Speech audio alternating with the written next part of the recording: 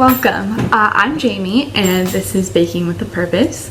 Today we are going to be making a vanilla cake with Russian buttercream frosting, which I'll explain a little bit later.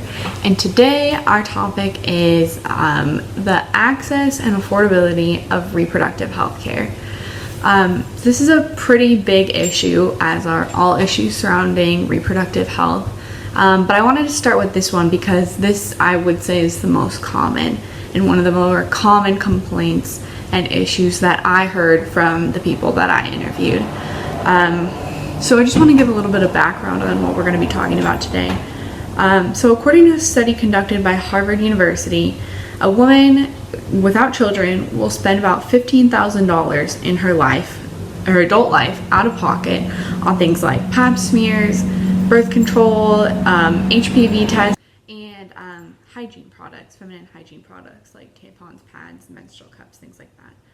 And if the woman decides to have a baby, the cost skyrockets for pregnancy and childbirth, including all the things I just mentioned, but including prenatal care, x-rays, scans, ultrasounds, birth, costs associated with that. It can be up to $154,643, which is a pretty crazy amount of money. That can buy a house in most places, or you can even buy this car. In addition, the Commonwealth Fund says that more than a quarter of women in the U.S.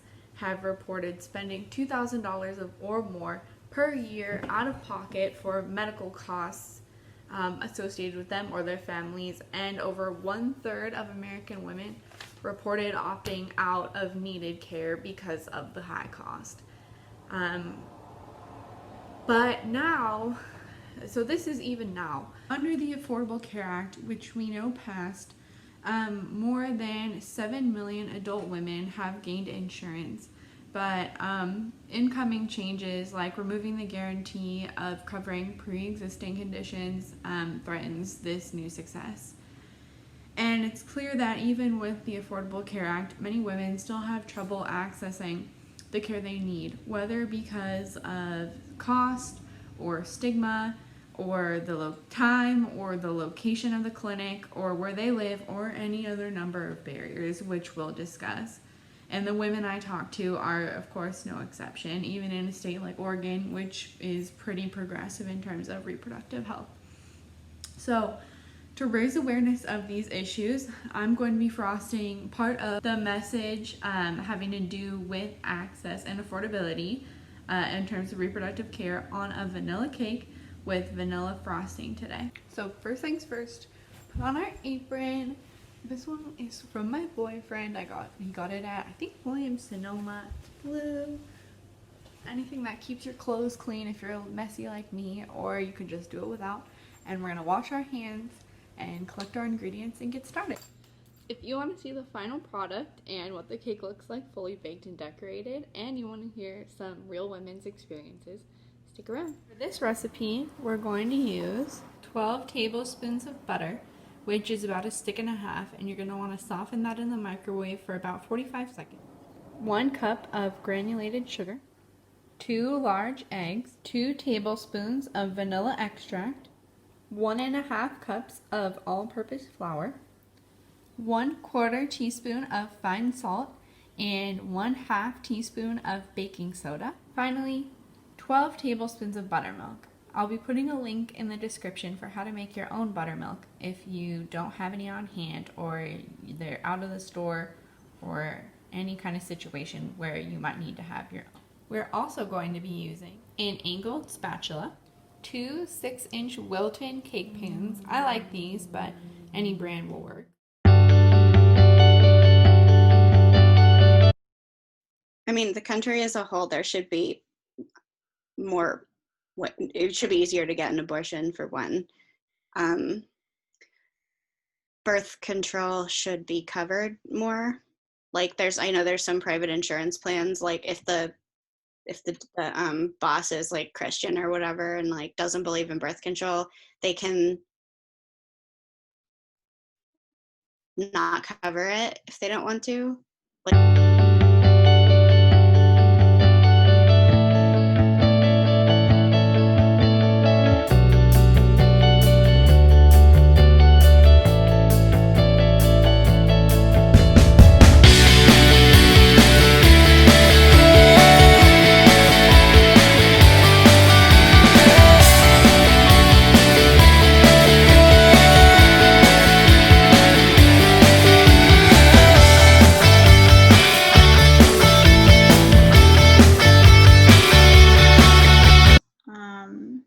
where it's legal. Abortion is legal, but that definitely doesn't mean that it's accessible, as you know. And there are just so many barriers to people accessing reproductive health care, whether that's political barriers like abortion bans or trap laws or that kind of stuff, or whether it's financial, or whether it's stigma. There's just a lot of barriers to accessing the kind of healthcare that people need.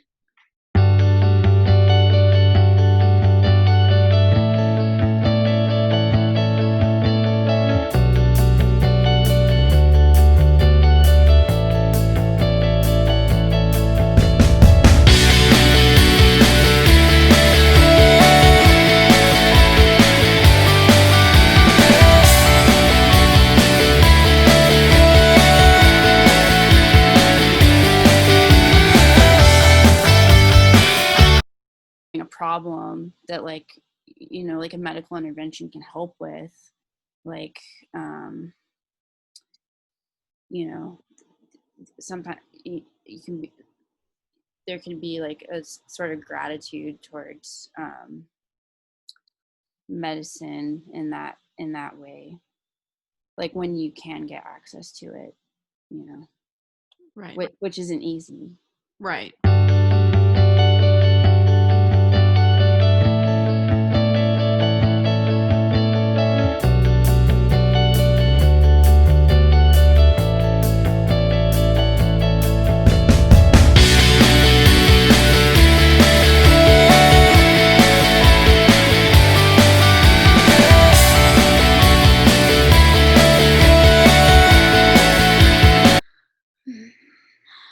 Yeah, I'm trying to think.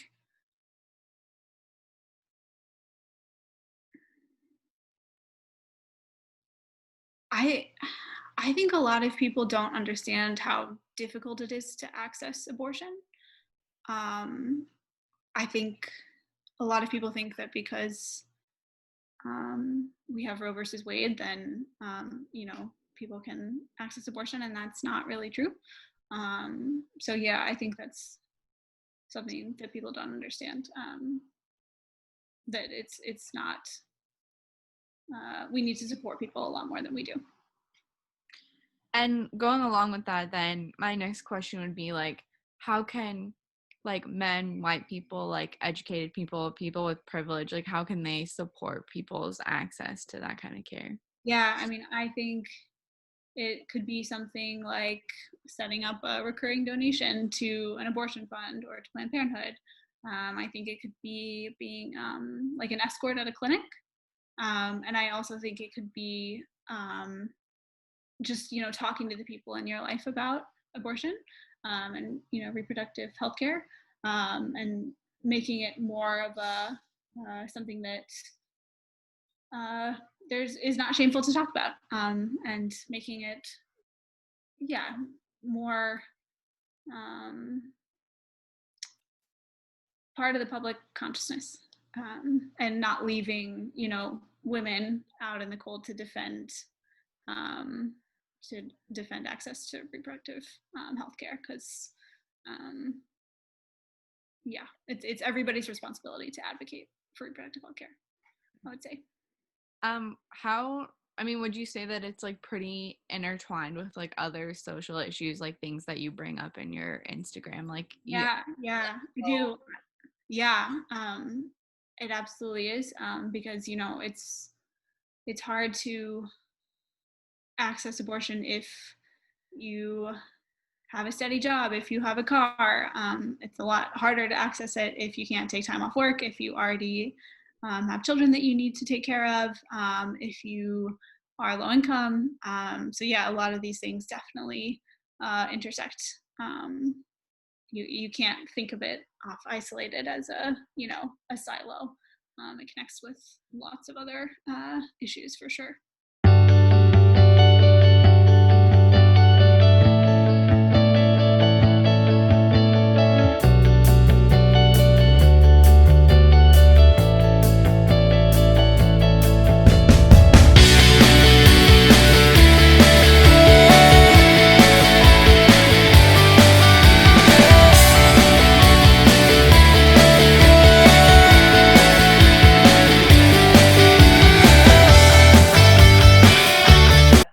also had one abortion. And in Oklahoma, they have one abortion clinic, and Planned Parenthood doesn't do them. And so I went to that clinic. I had taken friends there before, a friend there, my roommate. I had to take her twice, but I went, and they'd use twilighting. Are you familiar with that? Yeah. Yeah, kind of. Well, like, and that's the thing they told me when they like put me under and stuff, and then I found out like what it was later, and I was like, oh, twilighting is really creepy because it's like you're not asleep, but you just don't remember anything that happened. That's what they used to do like a long time ago with like birthing mothers. They like strap them down and like give them that, and they'd just be it's just so creepy.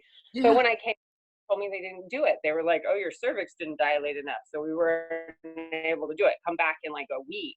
And I was like, this is Oklahoma. This is the only freaking abortion clinic. What if I come back in a week and they don't do it? And then they keep pushing it. That was my fear. So then I went to Houston, where my grandmother lives, and went to Planned Parenthood. They did not put me out. They were very kind and wonderful. And it was a very painless experience. There actually weren't even any protesters at either one of those locations. The one in Oklahoma, people don't really know about unless you have to go there. So right.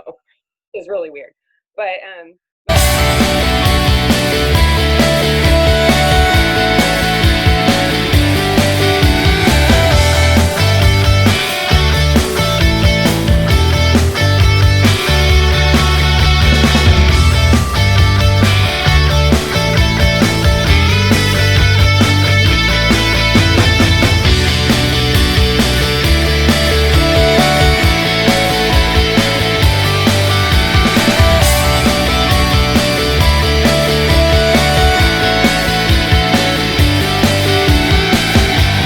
And unfortunately, there's a lot. I was raised in a highly religious household where a lot of the families had, multiple kids. Like that was God's design. Right. And I do think that everybody should have access. And unfortunately, I think that in a lot of places and in a lot of, religions and cultures and community groups like that, there's a barrier there, but yeah, I do believe that everybody should have access. Absolutely. Family planning is so important.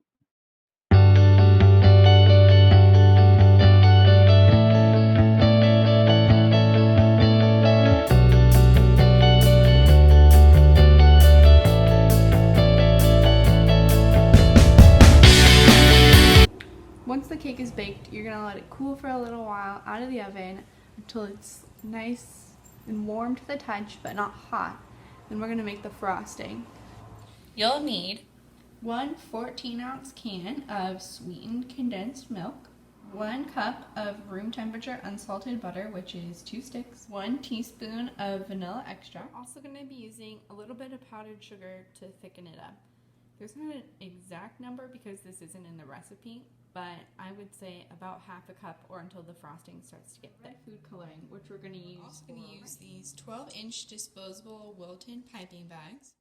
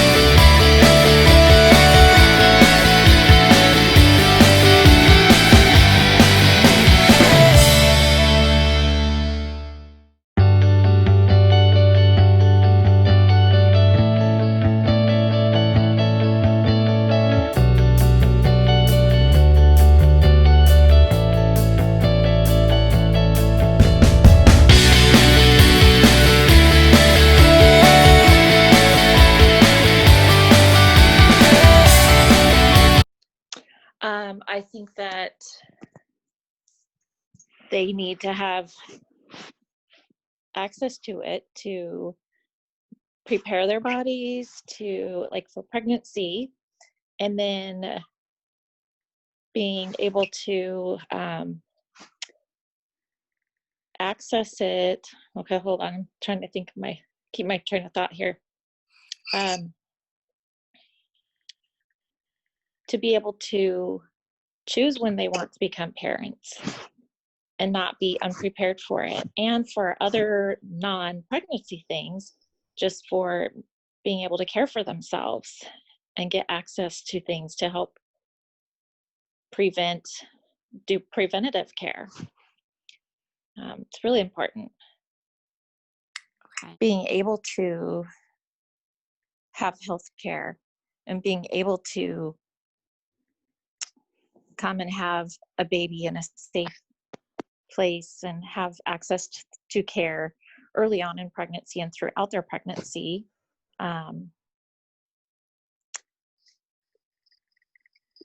Sorry, I'm rambling on a little bit. No, it's okay. But I think my view of reproductive health has shifted, but I don't know if it's related to more having children, or if it's related to what I do as a nurse.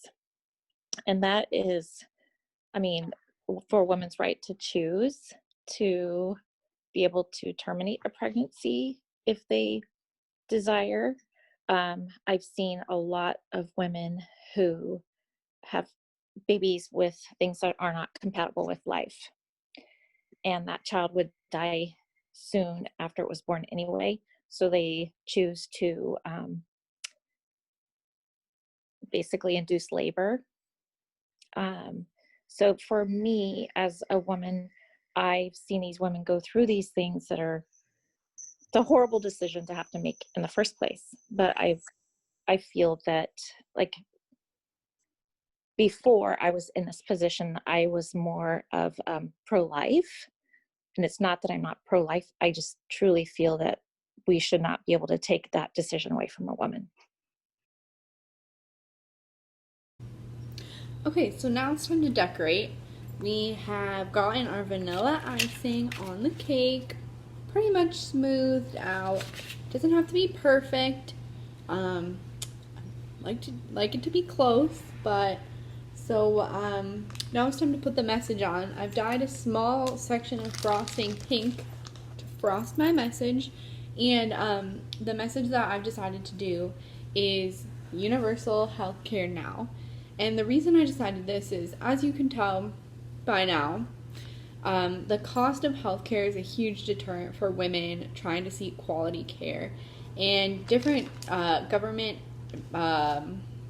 actions like the Affordable Care Act and the Reproductive Health Equity Act from 2017 have been a huge help and played a huge role in increasing the access and increasing the affordability of reproductive health care. But it's not perfect, and as we saw by the amount of health care that women can still pay out of pocket for reproductive health, not enough's being done.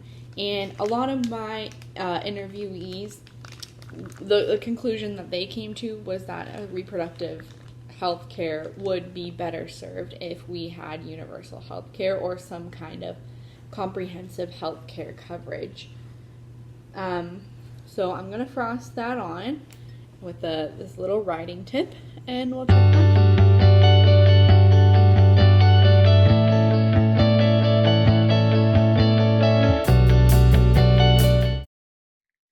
Maybe give them the information on how to access the care, how to access and the different types of, I'm thinking about this one for a minute. Of how to get care. Just here is the final product.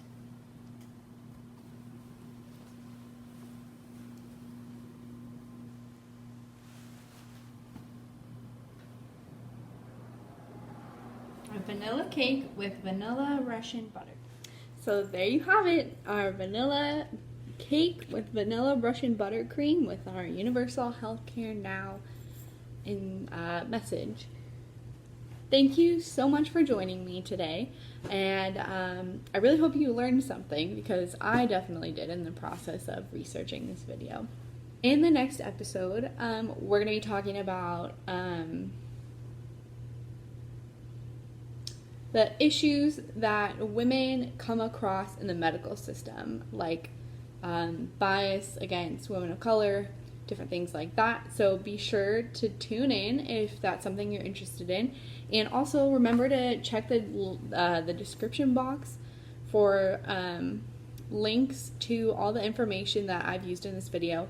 I've also linked below the recipes that I've used, and any kind of information I cited, as well as just some general like reproductive health resources. And if you have any questions, or you want to comment, or you just want to chat, go ahead and leave a comment, and I'll see you next time. Bye.